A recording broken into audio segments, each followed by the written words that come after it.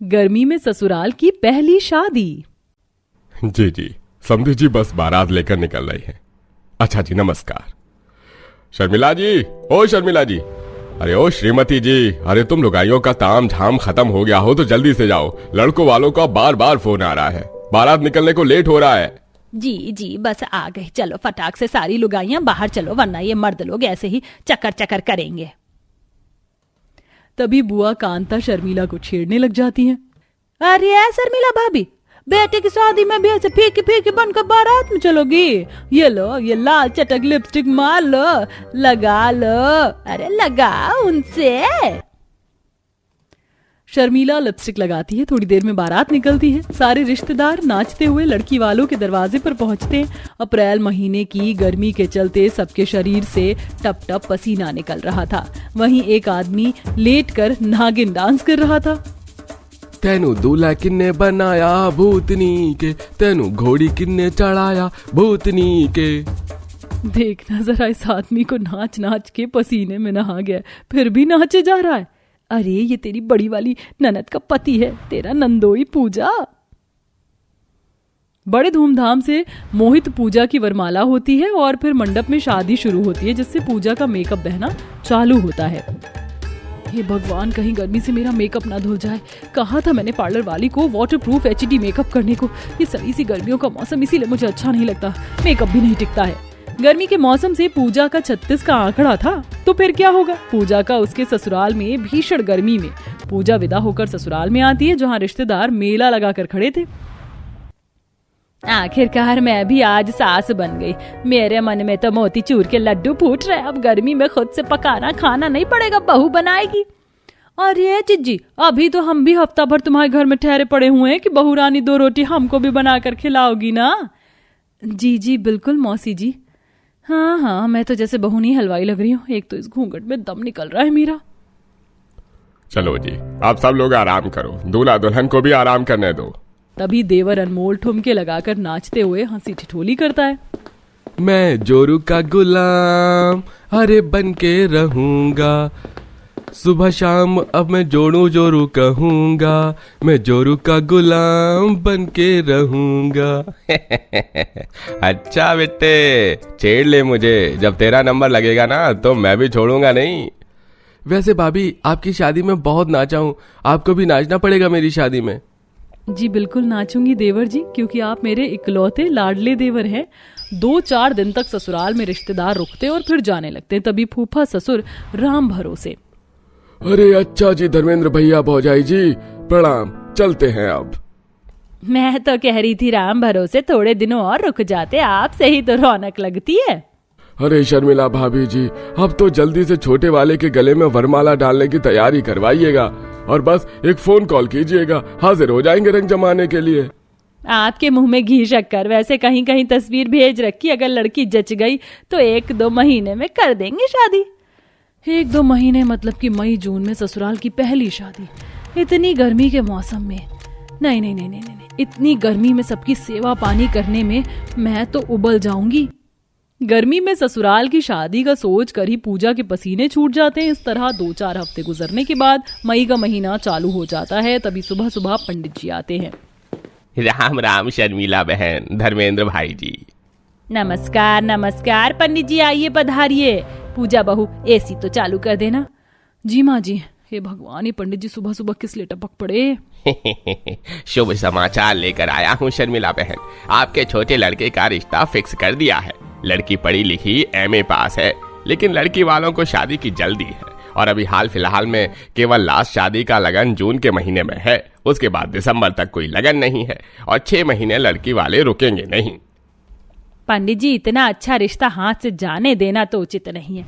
आप जेठ बैसाख का ही मुहूर्त निकलता है। जी जी अच्छा शर्मिला बहन, 15 जून सबसे उचित तिथि रहेगी। ये सुनकर बहू की शक्ल बन जाती है। सासू माँ, जून में तो कितनी भयंकर गर्मी पड़ती है, अच्छे से एंजॉय नहीं कर पाएंगे शादी। सितंबर अक्टूबर में देख लीजिए, थोड़ी हल्की फुल्की ठंड रहेगी, वरना गर्मी के मौसम में खाना भी काफी खराब होगा। बहू ठीक बोल रही है, गर्मी के लिए शादी टाल देते हैं। अजी तुम चुप करो, इतनी भी ज्यादा गर्मी नहीं है, निपट जाएगी शादी। तुम आज ही जाकर शादी का कार्ड छपने के लिए बोला, रिश्तेदारों को बांटना होगा और मोहित बेटा समय से हलवाई और टेंट वालों को बुक कर देना। जी माँ। देखते देखते जून की चिलचिलाती गर्मी चालू हो जाती है। वहीं घर में रिश्तेदारों की फौज भी आने लगती है, जहां बहू कचरा पसीने में भीगी हुई घर की धुलाई कर रही थी। हे भगवान, सुबह से घर की सफाई में बिड़ा रखा है, चलो धुल गया घर। तभी सर पर बड़ा सा बक्सा लिए बुआ फूफा आ जाते हैं और फूफा फर्श पर गुटखा थूक डालते हैं। थू थू। अरे अरे फूफा जी, ये क्या किया आपने? मैंने अभी अभी फर्श की धुलाई की थी और आपने गंदा मचा दिया। और ये काहे इतना कचर कचर कर रही बहू, दोबारा से धो दे फर्श को, ठंड थोड़ी है, फटाफट से सूख जाएगा। चलो जी अंदर, एसी की फर्स्ट क्लास हवा खाएंगे। गर्मी से बहाल बहू बौखला जाती है। भैंस की आंख, शादी में ऐसे 2-4 रिश्तेदार जमा हो जाएं तो बहू की मिट्टी पहाड़ हो जाती है। देखते ही देखते एक के बाद एक करके घर में रिश्तेदारों की भगदड़ मच जाती है। तभी शादीशुदा नंद नंदोई, मौसी मौसा, मामा मामी, उनके बच्चे कच्चे सब आ जाते हैं। ना ना ना ना, ले ले ले मेरा बच्चा, रोते नहीं। अरे अरे क्या हो गया गुंजन, लल्ला इतना क्यों रो रहा है? मौसी जी, लगता है डायपर गीला कर दिया है। गुंजन बच्चों का सूसू किया डायपर वहीं खोल के फेंक देती है तो लड़के का मामा लालू फरमाइश करते हैं। अरे बाहुरिया, फटाफट से हमारे लिए अदरक इलायची काट कर बढ़िया से फर्स्ट क्लास चाय बना कर लाओ। अरे भैया, दर्द के मारे सर फटा जा रहा है। हे भगवान, इतनी भीषण गर्मी में चाय कौन पीता है? मामा जी, मैं सबके लिए ठंडी ठंडी शिकंजी बना रही हूँ, वही पी लेना। गर्मी से परेशान पूजा जैसे ही ऐसा कहती है तो मामा ससुर मुंह फुला लेते हैं। अरे बहू, चाय कितनी भी तेज गर्मी क्यों ना हो, हम तो चाय वाले पार्टी हैं भैया, बनाओ चाय। जी मामा जी। हे भगवान, पता नहीं माँ जी को भी इस गर्मी के मौसम में ससुराल की पहली शादी रखने को सूझी थी। सुबह से किचन में लगकर मेरा कीमा बन गया है। जहाँ सारे रिश्तेदार एसी की ठंडी हवा खाते हुए गप्पे मारते हैं, बहू किसी हलवाई की तरह पसीने पसीने होकर सबके लिए खाना बनाकर परोस कर खिलाती है। खाना तो फर्स्ट क्लास का बनाती है बहू, हलवाई भी फेल करके रख दिया है। हे भगवान, बस अब लुढ़कने को मिल जाए, मेरी तो रेल बन गई है। अरे बहू, ऐसा करो, हम मर्दानों का छत पर बिस्तर लगा दो, वह मुझे खुले में सोने की आदत है, ताजी हवा में। पर फूफा जी, नीचे इतने सारे कमरे खाली हैं, सो जाइए। अरे बहू, तू भाषण क्यों झाड़ रही है? अरे बिस्तर ही तो लगाना है, पहाड़ थोड़ी तोड़ना है, लगा दे। जी बुआ जी। रेशा, जरा तुम बिस्तर लगवाने में मेरे साथ छत पर चलो। पूजा के ऐसे कहते कुंवारी काम चोर ननद मना कर देती है। अब भाभी, मुझे तो बहुत तेज वाली गर्मी लग रही है, मैं तो बहुत थक गई हूँ। ये सही है, सारा दिन इतनी भयंकर गर्मी में गदा मजदूरी मैंने की और थकान महारानी को चढ़ी है। बस जल्दी से शादी निपट जाए और घर में से रिश्तेदारों की बारात टले। चल पूजा, अभी तो वैष्णो देवी की चढ़ाई जितनी सीढ़ी चढ़नी है। शादी में घर आए सभी रिश्तेदारों को बिस्तर लगाते, पानी देते, पैर दबाते। बेचारी पूजा को छोटे छोटे सुबह के 3-4 बज जाते हैं और 5-6 बच्चे। फिर वैसे घर में शोरगुल चालू हो जाता है और इसी तरह से शादी की रस्म होती है। पूजा बहू, तेरे देवर की शादी की हल्दी है, अच्छे से ओखली में कूट कर ले आ। मौसी जी, मैं ये मिक्सर में पीस देती हूँ ना, ओखली आंगन में रखी और धूप बहुत तेज है। अरे तो तू क्या कोई फूल है जो मुरझा जाएगी? जा जाकर पीस कर लिया। बेचारी बहू की आंखों में आंसू आ जाते हैं। हल्दी कूटते हुए वो पसीने से भर जाती है। दिल तो कर रहा है शादी के बीच में से 9-11 हो जाऊं, खुद संभाले काम धाम ये। बस आज हल्दी मेहंदी हो जाए, कल तो बारात है, मैं भी अच्छे से एंजॉय करूंगी क्योंकि शादी का सारा खाना हलवाई बनाएंगे। ऐसा बोलकर बहू खुद को तसल्ली देती है और शादी वाले दिन सब औरतें रेडी होती हैं। ऐसा करती हूँ, आज ये भारी वाली जॉर्जेट की साड़ी डाल लेती हूँ, सुंदर लगेगी। आज तो रज कर मेकअप करूंगी, मेरे देवर की शादी है। तभी ऐन मौके पर हलवाई आने से मुकर जाता है। पता नहीं कैसा सड़क छाप हलवाई बुक किया था मोहित ने। सारे लोग आने लगे, उन्हें क्या खिलाएंगे? खाना तो बना ही नहीं है। आज तो इज्जत उछल जाएगी। हे भगवान, अब ये हलवाई की जगह मुझे ही लगाएंगे खाना बनाने में। मेरा तो दिमाग खराब हो रहा है। ये सोचकर पूजा अपना पारा चढ़ा लेती। तभी मौसा ससुर, अरे साली साहिबा, चिंता मत कीजिए, आज शादी का सारा खाना हम मर्दाने बनाएंगे और हलवाई फेल करके दिखाएंगे। मैं लड्डू मिठाई बनाता हूँ। राम भरोसे जी, आप पूरी छान लीजिए और आप मिलजुल कर केवल सब्जी वगैरह काट दो, हम बना देंगे। इस तरह पूजा का सारा भार रिश्तेदार मिलकर बांट लेते हैं। सब कोई मिलजुल कर शादी का सारा खान पान बनाते हैं, जिसमें सब पसीने से भर जाते हैं। लेकिन शादी का माहौल बहुत ही खुशनुमा था। थोड़ी देर में बारात आना चालू होती है और मर्दाने मिलकर उन्हें खिलाते हैं, जिसके बाद पूजा को पछतावा होता है। सबकी खातिर भाव करने में गर्मी के चलते में कितना खिटपिट कर रही थी मैं, लेकिन सच में शादी में रिश्तेदारों से ही रौनक लगती है। कल सब लोग चले जाएंगे तो घर खाली खाली हो जाएगा, ऐसा सोचकर बहू बेचारी थोड़ा भावुक हो जाती है। आखिर में पूजा गर्मी से पसीना पसीना होकर अपने देवर की बारात में नाचते हुए जाती है। लो चली मैं अपने देवर की बारात लेकर, लो चली मैं, ना बैंड बाजा ना ही बाराती, खुशियों की सौगात लेकर लो चली मैं। देख रही हो बिंदु, कैसे सुनैना ने पाई पाई जोड़कर अपनी दोनों बेटी की शादी दुबई में की है। हाँ, अब दोनों बेटी दुबई में राज करेंगी। कुछ देर बाद दोनों ही बहन की विदाई हो जाती है और वो अपने ससुराल दुबई पहुंच जाती हैं। दोनों बेटी की शादी दुबई में करके सुनैना और रामवीर पर लाखों का कर्जा हो गया था, जिसे चुकाने के लिए रामवीर और सुनैना जमींदार के खेत पर फसल की कटाई का काम करते थे। जून जुलाई की कड़कती धूप में रामवीर फसल की कटाई करते करते वहीं बेहोश हो जाता है। अरे ये क्या हो गया, आप ठीक तो हैं? अरे कोई है, जरा देखिए मेरे पति को, ये क्या हो रहा है? सुनैना आसपास के लोगों से मदद मांगती है। कुछ लोग आकर रामवीर के मुंह पर ठंडा ठंडा पानी मारते हैं। सुनैना दीदी, मेरी बात का बुरा मत मानिएगा, लेकिन सच तो यह है कि आपकी और रामवीर भैया की अब बहुत उम्र हो गई है। इस उम्र में इस कड़ी धूप में फसल की कटाई करना आपकी सेहत के लिए ठीक नहीं है। बालवीर, जब सिर पर जिम्मेदारियां और लाखों का कर्जा होता है, फिर बूढ़ा शरीर बूढ़ा नहीं लगता। हाँ भैया, मैं आपकी बात समझ सकता हूँ, लेकिन फिलहाल आप आराम करिए। जाइए सुनैना दीदी, रामवीर भैया को घर ले जाइए। रामवीर और सुनैना कड़ी धूप में पटपटाते हुए अपने घर आ रहे होते हैं। प्यास से उनका गला सूख रहा होता है। कुछ देर बाद दोनों घर पहुंचते हैं। सुनैना टीन के घर में रहा करती थी, जिस घर की चारों खिड़कियां टूटी फूटी थी। उन खिड़कियों से धूप की किरणें तेजी से घर में आया करती थी, जिसके कारण घर पूरा गर्म हो जाता था और मटके का पानी भी खौल जाता था। कविता मटके का खौलता हुआ पानी माँ और पिताजी के लिए लेकर आती है। रामवीर जैसे ही उस गर्म खौलते पानी को पीता है, वह पानी को मुंह से उगल देता है। क्या हुआ, आप ठीक तो है ना? इतनी कड़ाके की गर्मी पड़ रही है और ये मटके का पानी पूरी तरह से खौल चुका है। इस पानी को पी के तो मेरा पूरा मुंह जल गया। आसपास की चारों खिड़कियां टूटी हुई हैं पिताजी, जिस वजह से धूप की किरणें तेजी से घर के अंदर आती हैं और पानी भी गर्म हो जाता है। रुकिए, मैं कुएं से आपके लिए ठंडा पानी लेकर आती हूँ।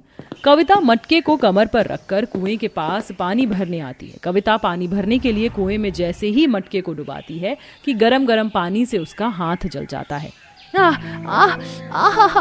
इस कड़ी धूप में तो ये कुएं का पानी भी बहुत गर्म हो गया है। लगता है पानी लेने के लिए शाम को ही आना पड़ेगा, जब मौसम थोड़ा ठंडा होगा। कविता निराश होते हुए मटके को लेकर अपने घर आती है। माँ, गर्मी पड़ने के कारण कुएं का पानी भी बहुत गर्म था। आप थोड़ी देर रुकिए, मैं पड़ोस में किसी से मांग कर आती हूँ। कविता पड़ोस की सरला के पास आती है। सरला ताई, अपने फ्रिज में से थोड़ा सा ठंडा पानी दीजिए ना। माँ और पिताजी ठंडे पानी के लिए तरस रहे हैं और इस कड़ी धूप में कुएं का पानी भी बहुत गर्म हो रहा है।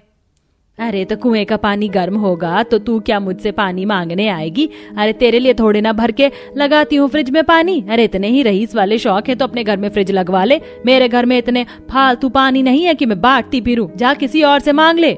कविता कई घरों में जाकर मदद मांगती है, लेकिन कोई उसे ठंडा पानी नहीं देता। दरवाजे पर खड़ी सुनैना ये सब देखते हुए कहती है, क्यों अपना मुंह खराब कर रही है आस पड़ोस के लोगों से पानी मांगकर? रहने दे, शाम को जब कुएं का पानी ठंडा होगा तो हम वही पी लेंगे। चल घर के अंदर। सुनैना अपनी बेटी को लेकर घर के अंदर आती है। माँ, हम इतने बुरे दिनों से गुजर रहे हैं, अगर हम चाहें तो हम अपनी दीदी से भी तो मदद मांग सकते हैं ना? नहीं कविता, तुम्हारी बहनें पहले ही इतने बुरे दिन देखकर यहाँ से विदा हुई हैं। अब जब अपने दुबई के ससुराल में वो कुछ अच्छे पलों को जी रही हैं, तो यहाँ के हालातों को बताकर उनको चिंता में मत डालो। हाँ, तेरे पिताजी सही कह रहे हैं। चलिए ठीक है, कुछ नहीं बता रही, पर बहुत दिन हो गए। चलिए आज दीदी से बात कर लेते हैं। कविता अपनी दोनों बहन को वीडियो कॉल करती है। और कविता कैसी हो? माँ, पिताजी, आप लोग ठीक हो? क्या हुआ, आप लोग इतना चुप चुप क्यों हैं? कोई बात है क्या? नहीं नहीं कोई बात नहीं है, बहुत दिनों के बाद तुझे देख रही हूँ तो मन कर रहा बस देखती रहूं। बाकी यहाँ सब ठीक है, तुम दोनों बहन यहाँ की चिंता मत करो। दीदी हमसे मिलने घर कब आओगी? आऊंगी ना, बस ये थोड़ा सा काम वगैरह खत्म हो जाए ऑफिस का, फिर फ्री होकर आराम से आऊंगी। ठीक है दीदी, रखती हूँ, अपना ध्यान रखना। सुनैना और रामवीर अपने हालातों के बारे में अपनी बेटी से कुछ नहीं कहते। ऐसे ही कई दिन गुजरते हैं और गर्मी दिन प्रतिदिन बढ़ती ही जा रही थी और कड़ी धूप में रामवीर और सुनैना की फसल की कटाई करते करते उनकी तबीयत भी अब दिन पर दिन खराब रहने लगी थी। तभी एक दिन कविता अपनी माँ और पिता को खाना परोस कर देती है। सुनैना खाने का एक निवाला मुंह के अंदर लेती है। मुझसे ये खाना खाया क्यों नहीं जा रहा है? क्या हुआ, आपके मुंह में कोई चोट लगी है क्या? लाइए मैं देखती हूँ। सुनैना जब मुंह खोलती है तो कविता देखती है कि उसकी माँ के मुंह में लाल लाल छाले पड़े हुए हैं गर्मी से। माँ आपके मुंह में तो छाले पड़ गए हैं, रुको माँ मैं पानी लेकर आती हूँ। कविता मटके का पानी माँ को लाकर देती है और मटके का खौलता पानी पीकर सुनैना चिल्ला उठती है। हे भगवान, ये कैसे दिन दिखा रहा है? गर्मी इतनी बढ़ गई है कि शाम को भी ये मटके का पानी इतना गर्म हो रहा है। इस पानी को पीकर तो मेरा छाला और बढ़ जाएगा। माँ बस अब बहुत हो गया, पिताजी माँ को समझाइए ना, मैं दीदी को फोन कर रही हूँ। नहीं बेटी रहने दे, ये छोटे मोटे छाले हैं, ठीक हो जाएंगे।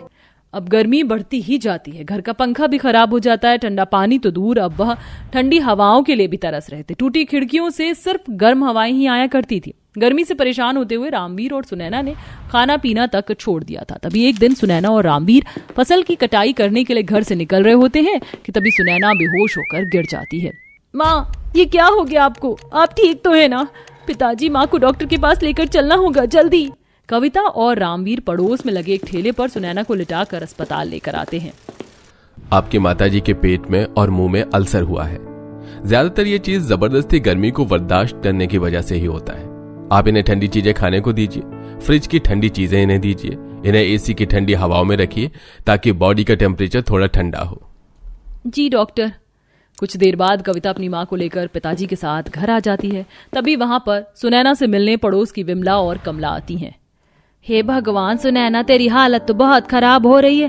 तेरी बेटियां कहाँ हैं जिसकी शादी तूने पाई पाई जोड़कर दुबई में कराई थी? उन्हें तो शायद दुबई की हवा लग गई है। माँ बाप ने पाई पाई जोड़कर इतना बड़ा कर दिया और जब माँ बाप की बारी आती तो बच्चे माँ बाप को ही भूल जाते हैं। नहीं नहीं, आप लोग गलत समझ रहे हैं। तुझे क्या पता कविता दुनियादारी का, तू तो अभी बच्ची है। कमला और सरला सुनैना को उसकी दोनों बेटी के प्रति भड़काकर वहां से चली जाती हैं। सुनैना की तबीयत अब खराब ही होती जा रही थी। वह ठंडी हवाओं के लिए इतना तरस चुकी थी कि वह सांस तक नहीं ले पा रही थी। माँ बस आज आप मुझे मत रोकिए, अगर आज मैं रुक गई ना तो मैं आपको हमेशा के लिए खो बैठूंगी। सुनैना फौरन अपनी दोनों बहन से कॉन्फ्रेंस कॉल पर बात करती है और सारी चीजें उन्हें बताती है। घर में इतना सब कुछ हो गया छोटी, लेकिन तूने हमें एक बार भी बताना जरूरी नहीं समझा। चल मैं तुझे क्या बोलूं जब माँ ने तुझे रोक रखा था। अभिमानी और शिवानी दोनों ही अपने माता पिता के लिए दुबई से सोने की फ्रिज और सोने के एसी को लेकर अपने गांव पहुंचती हैं। घर के बाहर एक बहुत बड़ी गाड़ी लगती है जिसमें से 4 से 5 लड़के सोने के एसी और फ्रिज को निकालकर सुनैना के घर के बाहर रखते हैं। इन गरीबों के घर में ये सोने का फ्रिज और ये एसी है? मुझे तो नहीं लगता इस गरीब परिवार की औकात है सोने के फ्रिज सोने का एसी लेने का। सरला और कुंती सुनैना की औकात की बात कर रहे होते कि तभी दूसरी गाड़ी से शिवानी और हिमानी निकलती है, जिसने बहुत ही महंगी साड़ी पहनी हुई होती है और हाथों में सोने की चूड़ियां, गले में सोने का हार, बालों में सोने के परांदे पहने हुए थे। बाप रे सरला, ये तो सुनैना की बेटी हिमानी और शिवानी है। देख कैसे सोने में लदी हुई है। सोने से लदी हुई तो हैं और तो और सोने के फ्रिज और सोने का एसी तक लेकर आई अपने गरीब माँ बाप के लिए दुबई से। अब 4 से 5 लड़के उस सोने के फ्रिज और एसी को घर के अंदर ले जाते हैं और कुछ लड़के दीवार पर एसी को टांगते हैं, जिसके बाद हिमानी और शिवानी भी घर के अंदर घुसती हैं और अपनी दोनों बेटी को देखकर सुनैना की जान में जान आती है। सुनैना अपनी दोनों ही बेटी को गले से लगाती है। माँ पिताजी, घर में इतना सब कुछ हो गया लेकिन आपने एक बार भी हमें बताना जरूरी नहीं समझा। अरे शादी करके क्या सच में हमें पराया ही समझ लिया था? कैसी बातें कर रही है, बच्चे कभी अपनी माँ बाप के लिए पराये होते हैं। दीदी अच्छा हुआ आप ये सोने का एसी और सोने का फ्रिज ले आई, अब इससे माँ की तबीयत बहुत जल्दी ठीक हो जाएगी। एसी में रहने के बाद सुनैना की तबीयत पूरी तरीके से ठीक हो जाती है, जिसके बाद कुछ दिनों तक हिमानी और शिवानी अपने पीहर में ही रुकती हैं और अपने माता पिता के लिए एक दूसरा घर खरीदती हैं और कविता की भी एक अच्छी MNC कंपनी में जॉब लगवा देती हैं, जिसके बाद हिमानी और शिवानी के पीहर की आर्थिक स्थिति हमेशा के लिए सुधर जाती है।